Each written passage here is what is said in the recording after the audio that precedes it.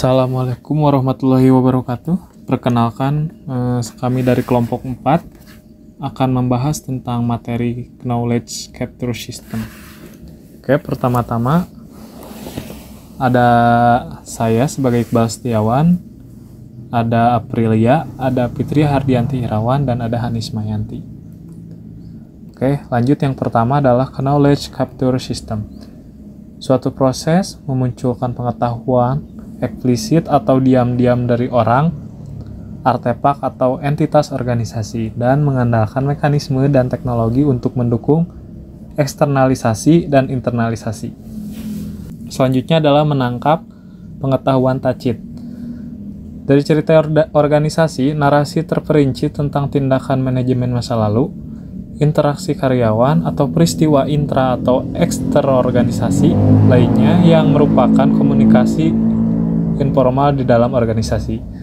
Biasanya termasuk plot, karakter utama, hasil, dan moral yang tersirat. Berasal dari dalam organisasi dan biasanya mencerminkan norma, nilai, dan budaya organisasi. Cerita membuat informasi lebih hidup, menarik, menghibur, dan mudah dikaitkan dengan pengalaman pribadi. Juga berisi detail kontekstual yang kaya, oleh karena itu ideal untuk menangkap pengetahuan diam-diam. Selanjutnya adalah bercerita organisasi atau pedoman, yaitu merangsang pencitraan dan penulisan cerita secara alami, berakar pada materi anekdot yang mencerminkan komunitas yang bersangkutan, tidak harus mewakili perilaku ideal. Program organisasi untuk mendukung penceritaan tidak boleh bergantung pada pakar eksternal. Untuk kelangsungannya, cerita organisasi adalah tentang mencapai suatu tujuan, bukan hiburan. Patuhi standar dan aturan etika tertinggi. Selanjutnya adalah bercerita organisasi, pertimbangan penting. Cara yang efektif untuk menangkap dan mentransfer pengetahuan organisasi diam-diam, identifikasi orang-orang dalam organisasi yang bersedia berbagi, bagaimana mereka belajar dari orang lain, gunakan metafora untuk menghadapi masalah organisasi yang sulit, mendongeng, memberikan metodologi alami untuk memelihara komunitas. Karena, satu, membangun kepercayaan, penari pengetahuan, belajar dari penyedia pengetahuan. Dua adalah membuka gairah, dan tiga adalah bersifat non-hierarkis atau bercerita bersifat kolaboratif. Selanjutnya, ada area di mana bercerita menjadi efektif. Yang pertama, memicu tindakan dalam organisasi era pengetahuan. Kemudian menjembatani kesenjangan pengetahuan. Kemudian menangkap pengetahuan diam-diam untuk mewujudkan dan mentransfer pengetahuan untuk meningkatkan inovasi, meningkatkan teknologi, pertumbuhan individu, dan meluncurkan atau membina komunitas praktik kelompok tematik, yaitu komunitas belajar atau jaringan belajar, tim praktik terbaik, dan grup keluarga. Selanjutnya, bagaimana mengatur dan menggunakan cerita. Adapun tekniknya, yaitu pengamatan antropologi, pewawancaraan yang naif, menyebabkan subjek secara alami, menyumbangkan anekdot mereka, keingintahuan menghasilkan tingkat elitasi pengetahuan yang lebih tinggi. Lingkaran bercerita yang pertama dibentuk oleh kelompok-kelompok yang memiliki tingkat koherensi dan identitas tertentu. Dan lingkaran bercerita dibentuk oleh kelompok-kelompok yang memiliki tingkat koherensi dan identitas tertentu. Kemudian ada metode. Yang pertama, deep spinning atau fish tales, mewakili kecenderungan manusia untuk meningkatkan atau memperbaiki cerita sebelumnya. Kemudian bersejarah alternatif. Kemudian pergeseran karakter atau konteks. Cerita tidak langsung kemiripan karakter dengan karakter kehidupan nyata dianggap murni kebetulan. Metafora, referensi umum untuk grup ke cerita, kartun, atau film yang umum dikenal. Representasi pengetahuan, peta konsep.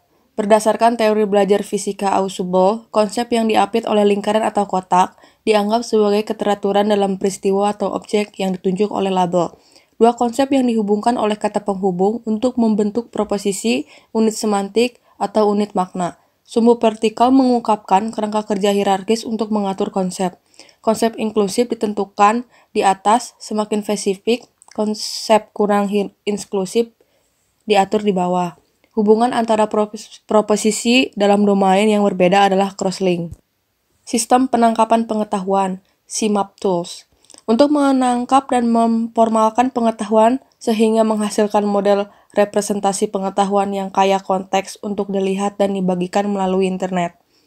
Mengurangi masalah navigasi dengan peta konsep, sajikan sebagai antarmuka penjelajahan ke domain pengetahuan.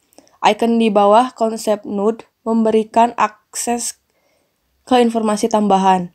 Sumber daya media dan peta konsep yang terhubung dapat ditentukan di mana saja di internet. Browser menyediakan jendela yang menunjukkan urutan hierarki peta. Representasi pengetahuan, penalaran berbasis konteks. Pengetahuan taktis, kemampuan manusia yang memungkinkan pakar domain untuk menilai situasi yang ada karena dalam jangka pendek di antara segudang masukan. Kenali dan perlakukan hanya ciri-ciri yang menonjol dari situasi tersebut. Dapatkan sebagian kecil tetapi penting dari input yang tersedia untuk pengetahuan umum. Oleh karena itu, pengetahuan taktis dapat didefinisikan sebagai proses pengambilan keputusan yang berkelanjutan dan dinamis oleh agen yang melakukan, manusia atau lainnya, yang berinteraksi dengan lingkungannya dan mencoba menjalankan misi di lingkungan itu. Selanjutnya yaitu ada penalaran berbasis konteks CXBR. Prinsip dan alat. Konteks sets tindakan dan prosedur yang tepat menangani situasi saat ini. Saat misi berkembang, transisi ke konteks lain mungkin diperlukan untuk mengatasi situasi baru. Apa yang mungkin terjadi dalam suatu konteks dibatasi oleh konteks itu sendiri. Konteks misi mendefinisikan ruang lingkup misi, tujuannya, rencana, dan batasan yang diberlakukan. Konteks utama berisi fungsi, aturan, dan dampak konteks utama berikutnya yang kompatibel. Subkonteks abstraksi, fungsi yang dilakukan oleh konteks utama yang mungkin terlalu kompleks untuk satu fungsi. Alat, akuisisi pengetahuan taktis cerdas berbasis konteks atau CITK.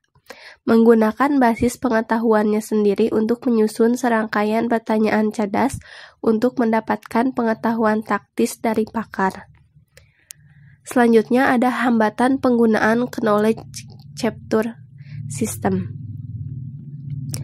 Dua perspektif. Yang kesatu ada insinyur pengetahuan yang berupaya membangun sistem semacam itu.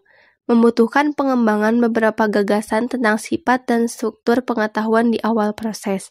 Sistem otomatisasi untuk menangkap pengetahuan tanpa pengetahuan priority tentang alam pada dasarnya tidak mungkin. Yang kedua yaitu pakar materi pelajaran, yang akan berinteraksi dengan sistem penangkapan pengetahuan otomatis untuk mempertahankan pengetahuannya. Perlu mengambil inisiatif untuk belajar bagaimana berinteraksi dengan sistem. Beberapa orang mungkin menolak untuk mencoba hal-hal baru.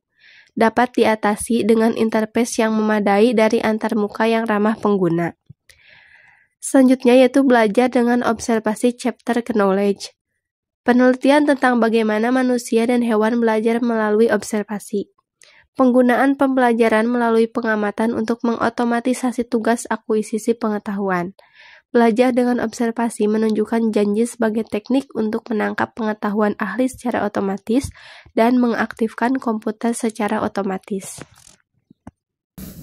Oke, sekian presentasi dari kelompok kami. Mohon maaf bila masih ada salah kata.